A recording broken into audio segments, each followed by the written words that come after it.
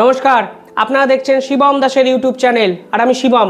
ফের ফেসবুকে রীতিমতো বোমা ফাটালেন সন্ময় ব্যানার্জি।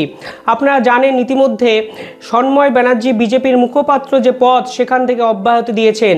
তারপর একাধিক ইস্যুতে বিজেপির যে নেতৃত্ব বা বিজেপির যে কেন্দ্রীয় কমিটি তার বিরুদ্ধে প্রশ্ন তুলেছেন, কখনো রাজ্যপাল ইস্যুতে, কখনো ইডি সিবিআই নিষ্ক্রিয়তা নিয়ে। আর আজ সন্ময় ব্যানার্জি ফেসবুকে যে কথাগুলো বলেছেন তা নিঃসন্দেহে আরও একবার রাজনৈতিক মহলে জল্পনা উস্কে দিল। অনেক প্রশ্ন, সেই প্রশ্নগুলো তো আমি আপনাদের পড়ে শোনাবো। তার আগে বলে রাখি, আজ রাজ্যে আসার কথা কেন্দ্রীয় মন্ত্রী স্বরাষ্ট্রমন্ত্রী অমিত শাহ, এবং অমিত শাহর সঙ্গে সারাদিন সফররত সঙ্গী হিসাবে থাকবেন রাজ্যের বিজেপি সভাপতি ডক্টর সুকান্ত মজুমদার, যা নিয়ে স্বাভাবিকভাবেই একগুচ্ছ প্রশ্নের ডানা বেঁধেছে। আসলে সত্যি কি রাজ্য বিজেপির যে কর্মকর্তারা আছেন তারা কি কেন্দ্রীয় নেতৃত্ব স্বরাষ্ট্রমন্ত্রী অমিত শাহ বা জেপি নাড্ডার কাছে সঠিক তথ্য দেবেন? নিঃসন্দেহে এ এক বড় প্রশ্নচিহ্ন। এও শোনা যাচ্ছে ভোটের আগে, লোকসভা নির্বাচনের আগে রাজ্য কমিটির যারা সদস্য আছেন বঙ্গ বিজেপির উপর সম্পূর্ণ বিশ্বাস না রেখে কোনো থার্ড পার্টি কর্পোরেট সংস্থাকে অ্যানালাইসিসের জন্য নিযুক্ত করতে পারেন কেন্দ্রীয় সংস্থা বা কেন্দ্রীয় বিজেপি। তার আগে সন্ময় ব্যানার্জির ফেসবুক পোস্ট কি লিখেছেন উনি, তার আগে আমি একটু ছোট্ট করে শুনিয়ে দিতে চাই। আমি দলীয় রাজনীতির আভ্যন্তরীণ বৃত্ত থেকে নিজেকে স্বেচ্ছায় বিযুক্ত করেছি বহুদিন। মনে হয়েছে আমি যা বিশ্বাস করব সে কথাই লিখব, বলবো এবং প্রচার করব। পথে নামবো, প্রয়োজনে মিছিলে হাঁটবো, কারুর কাছে জবাবদিহি করব না। মাঝে মাঝে কিছু প্রশ্ন এলে তুলব, তাতে কেউ রাগলে কিচ্ছু করার নেই। অমিত শাহজি কলকাতায় এসেছেন। বঙ্গ বিজেপির কোর কমিটির 23 জনের সঙ্গে ক্লোজ ডোর মিটিং। কি আলোচনা হবে সেখানে? নিশ্চিতভাবে এই লোকসভা মিটিংয়ের নিরিখে আলোচনা হবে, ধরেই নেওয়া যাচ্ছে সেটা। সদ্য সি ভোটার সমীক্ষার রিপোর্ট বেরিয়েছে। 16 থেকে 18টা সিট পেতে পারে বিজেপি। বঙ্গ বিজেপি নেতারা কেন্দ্রীয় নেতৃত্বকে ওটা বলবেন অনেক বাড়িয়ে। ধরে নেওয়া যেতে পারে কেন্দ্রীয় নেতৃত্ব বলবেন ঘরে ঘরে যান, জনসংযোগ বাড়ান, বৈঠক করুন, প্রবাস বাড়ান ইত্যাদি। কিন্তু এত কিছুর মধ্যেও আসল কথাটা কি কেউ স্বরাষ্ট্রমন্ত্রীকে বলবেন যে বাংলায় সেটিং তত্ত্ব গাঢ় হচ্ছে? বছর শেষ হতে চলল, ভাইপো ঘাপটি মেরেছে। ইডিকে দেখলে মনে হচ্ছে অনিচ্ছুক ঘোড়া। আর এই সেটিং তত্ত্ব খেয়ে গেলে মানুষ পাজেলড হয়ে পড়বে। সিপিআইএমের কিছু ভোট বাড়বে, তাতে লাভ কি? সিপিআইএমের একটি সিটও ঝুলিতে যাবে না। বিজেপির কিছু ভোট কমলে লাভ হবে আসলে তৃণমূলের। এসব কথাগুলো নেতারা দিল্লিকে কেউ কি বলবেন? শুভেন্দু ছাড়া এসব রাজনৈতিক কথা কেউ বলবেন বলে মনে হয় না। সবাই ভাবে কথায় দিল্লিকে বোঝাবেন আমরা এ রাজ্যে কতগুলো ভালো কাজ করেছি, ভোট এবং ভোটার সব আমাদেরই।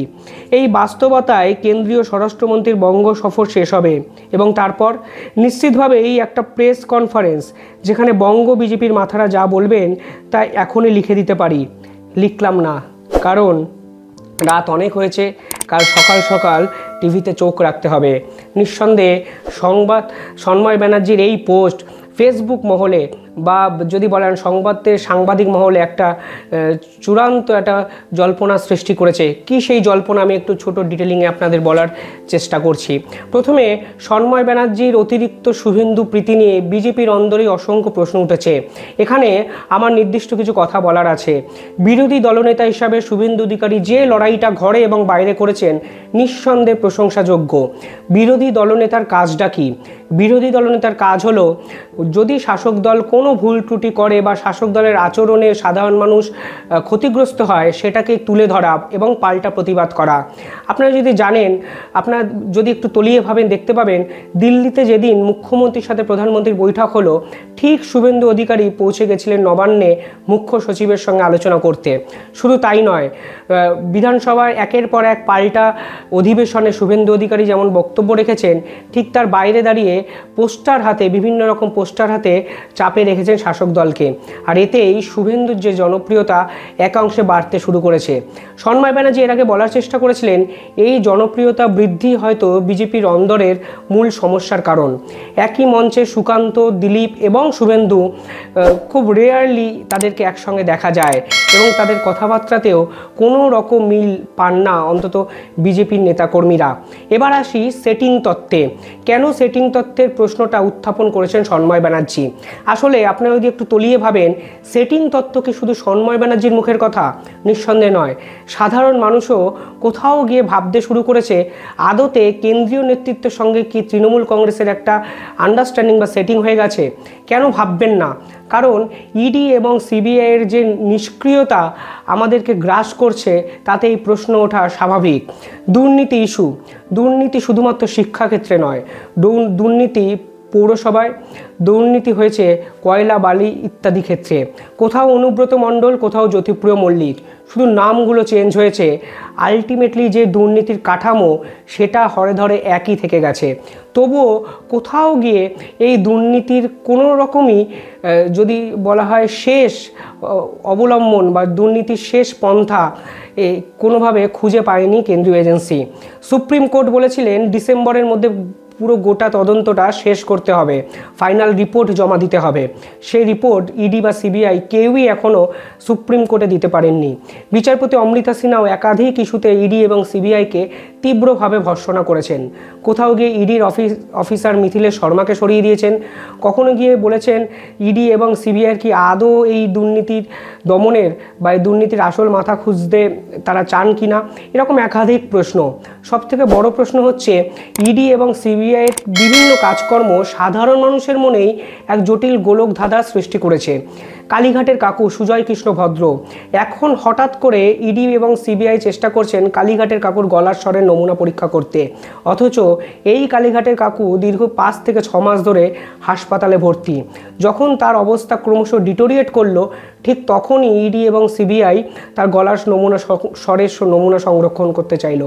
কিন্তু যখন কালীঘাটের কাকু হাজিরা দিলেন বা কালীঘাটের কাকু যখন গ্রেফতার হলেন, তারপরে কেন ইডি এবং সিবিআই এই তৎপরতা দেখালো না, এ একটা বড় প্রশ্ন।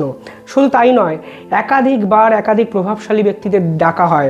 শোনা যায় কখনো বিধাননগরের যে বিধায়ক সুজিত বসুকে ডাকা হয়েছে, পরে জানা যায় সুজিত বসুকে ডাকা হয়নি, প্রেস কনফারেন্স করে ইডি এবং সিবিআইয়ের বিরুদ্ধে একাধিক কথা তিনি বলেন। কখনো বিভিন্ন ক্ষেত্রে বিভিন্ন প্রভাবশালীর মা বাবাকে ডাকা হয়, পরে তারা হাইকোর্টে যান, সুপ্রিম কোর্টে যান, সে অর্থে কোনো তৎপরতা দেখানো হয় না।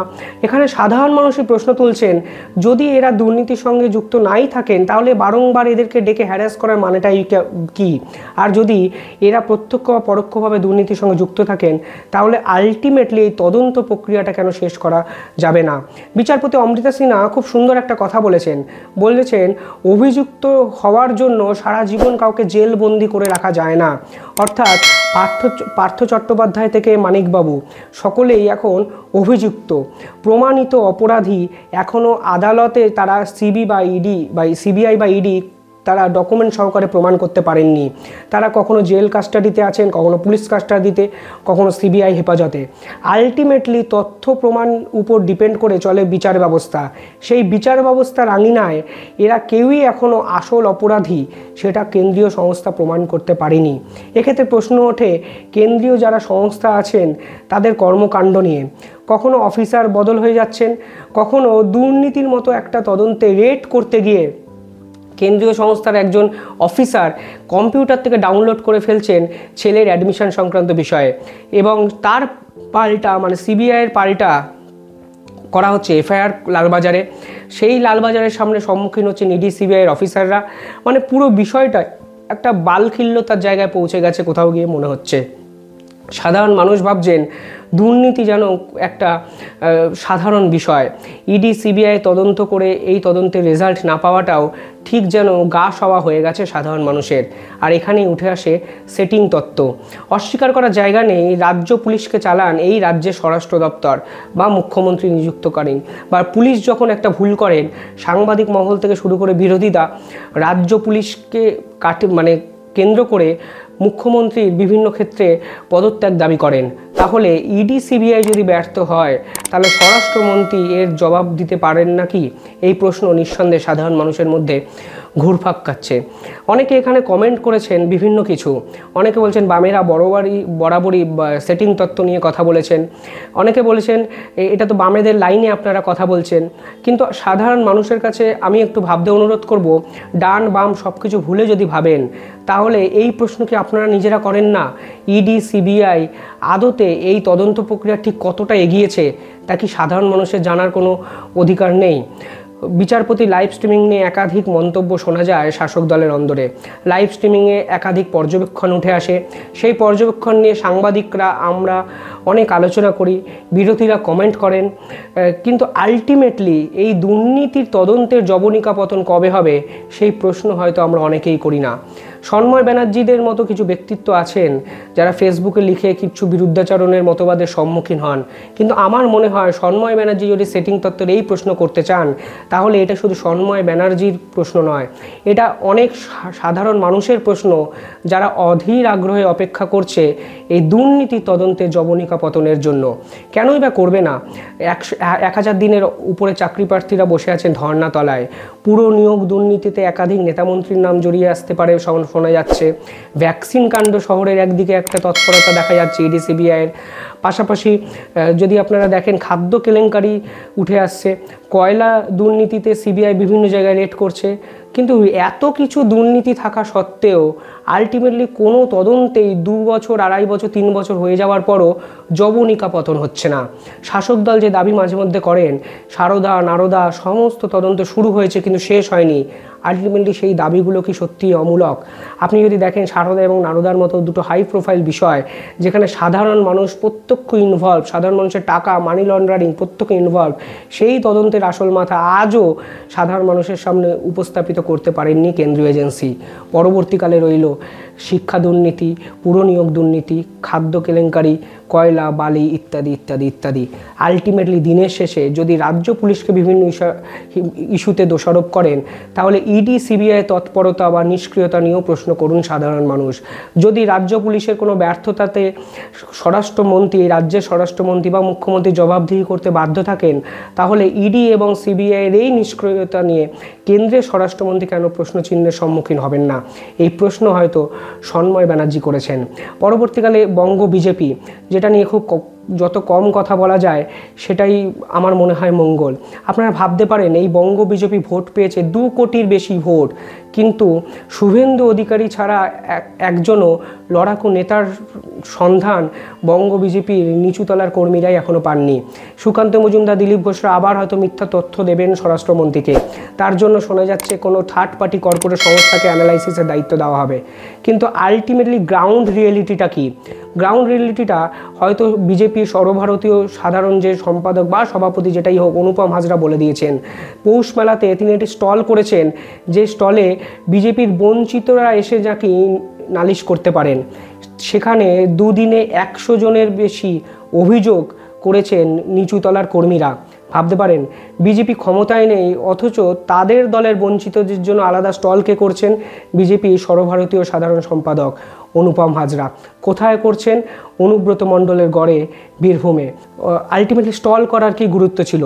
কোথাও গিয়ে বঙ্গ বিজেপির কার্যকর্তাদের সঙ্গে অনুপম হাজরা যদি ডিরেক্ট কথা বলতেন তাহলে কি এই বিষয়টার জটিলতা যে সৃষ্টি হয়েছে সমাধান সূত্র পাওয়া যেত না? শুধু অনুপম হাজরা নয়, আপনি যদি গ্রাউন্ড লেভেল রিয়েলিটিটা দেখেন, বিজেপির বহু পুরনো দিনের কর্মীরাও বিভিন্ন ক্ষেত্রে অভিযোগ করছেন তারা প্রাপ্য সম্মান পান না, কিংবা দলে এমন একজনকে মণ্ডল সভাপতি বা বিভিন্ন পদে বসানো হয়েছে যারা হয়তো ওই পদের যোগ্যই নয়, বা তৃণমূল কংগ্রেস থেকে এসছে বা বাইরের দল থেকে এসছে। দল বদল করতেই পারেন, দল বদলে সাংবিধানিক অধিকার আছে, কিন্তু পুরনো দিনের কর্মীকে যদি বিজেপি গুরুত্ব না দেয় তাহলে বিধানসভা নির্বাচন 2019-এর যে বিধানসভা নির্বাচন হয়েছে ঠিক তার মতো একটা ভরাডুবি হবে না তো? সেদিন মনে রাখবেন তৃণমূল থেকে একগুচ্ছ নেতারা যারা এসছিলেন তাদেরকে রাতারাতি ভোটের টিকিট দেওয়া শুরু হয়েছিল। যাই হোক, সি ভোটার সমীক্ষা বলছেন এই রাজ্যে বিজেপি 16 থেকে 18টা সিট পেতে পারে লোকসভা নির্বাচনে। এখানেও আমার একটা প্রশ্ন থাকলো, 5 বছর আগেও এই বিজেপি 18টা সিট পেয়েছিল, তাহলে 5 বছরে কি কোনো উত্তরণ হলো না যে 16 থেকে 18 দোরগোড়ায় এখনও ঘোরাফেরা করতে হবে? বিজেপির তো উচিত ছিল বিরোধী দল হিসাবে আরও 5 বছরের নিজেদের আন্দোলনকে, নিজেদের সংগঠনকে সুগঠিত করে 25টা সিটের জন্য ঝাঁপানো। সেই তথ্য আলটিমেটলি অমিত শাহ অবধি পৌঁছাবে কি? সন্ময় ব্যানার্জি প্রশ্ন তুলেছেন। আসলে সন্ময় ব্যানার্জিরাই প্রশ্ন তোলেন। যারা প্রশ্ন তোলেন তাদের বিরুদ্ধে বিরুদ্ধাচরণ করবেন না, অন্তত তাদের প্রশ্নের ভিতরে লুকিয়ে থাকা উত্তরগুলো খোঁজার চেষ্টা করুন। আমার মনে হয় সব রাজনৈতিক দলেরই এই রকম বিরুদ্ধাচরণ করার কিছু লোককে অত্যাধিক গুরুত্ব দেওয়া উচিত, কারণ আলটিমেটলি চোখের উপর চোখ রেখে যারা নিজের সংগঠনের দিকে প্রশ্ন তোলেন তারাই সংগঠনের ভালো চান বলে আমার মনে হয়। আপনারা কি ভাবছেন নিঃসন্দেহে কমেন্টে জানাবেন। ধন্যবাদ।